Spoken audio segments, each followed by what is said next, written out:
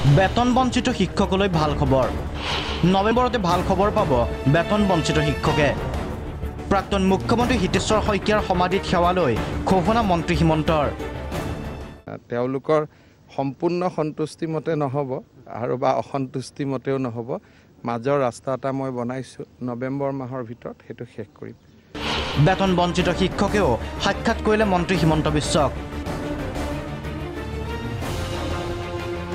সমাধিত সেৱালৈ গাড়ী লৈ আগবাঢ়িল মন্ত্ৰী লগে লগে সকল বেতন বঞ্চিত শিক্ষক মন্ত্ৰী হিমন্ত বিশ্ব শৰ্মাই কি ক'লে এই সকল শিক্ষকক হাতত কোনো পিঠা বনা নাই খালি মুখ কেখন লৈ আহিছে এনেকে নহব দেই বৌহতক কৈ দে লগ কৰিব আহিলে তো পিঠা বনা লৈ আহি লগ কৰিব কৰিব আহিলে পিঠা বনা নোহোৱাকৈ লগ কৰিব নাহিলে নহব কিন্তু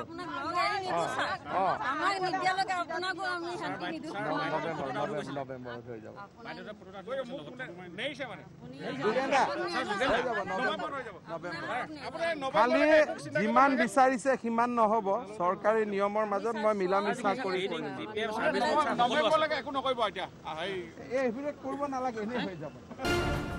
বিয়ৰী দলপতি দেৱব্ৰত শইকীয়াক লগত লৈ মন্ত্ৰী হিমন্ত বিশ্ব শৰ্মাই আধাৰশিলা স্থাপন কৰিলে তিনিটাকৈ পথৰ নাজিৰাবাসীক প্ৰতিশ্ৰুতিও দিলে নিৰ্বাচনৰ পূৰ্বে সম্পূৰ্ণ হ'ব পথ নিৰ্মাণ কাৰ্য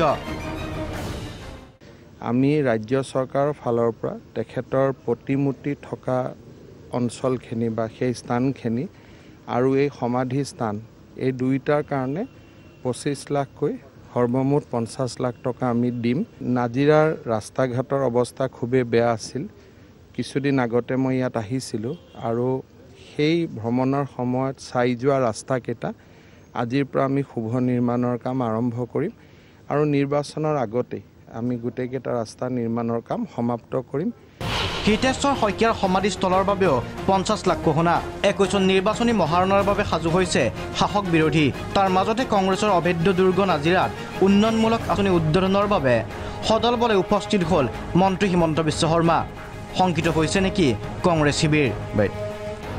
স্বাভাৱিক যে নাজিৰা নিচিনা এটা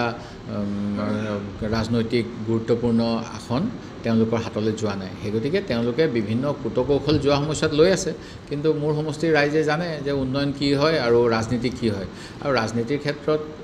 আমাৰ সমষ্টিৰ ৰাইজ সচেতন তেখেতসকলে ৰাজনৈতিকভাৱে যোৱা সময়ছোৱাত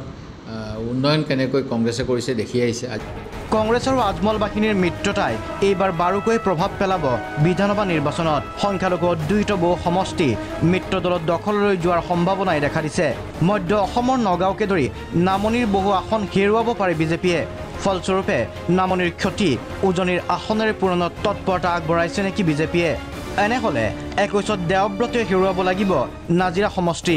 হয়তো বেতন বঞ্চিত শিক্ষকক দিয়া আশ্বাসে 21 নিৰ্বাচনী তৎপৰতাৰে অংশ হোৱাৰ সম্ভাৱনাই অধিক ভিডিঅ' জাৰ্নেলিষ্ট ভাস্কৰৰ সৈতে উৎপল বৰা আৰু অশ্বিনী সন্দিকৈ প্ৰাগ নিউজ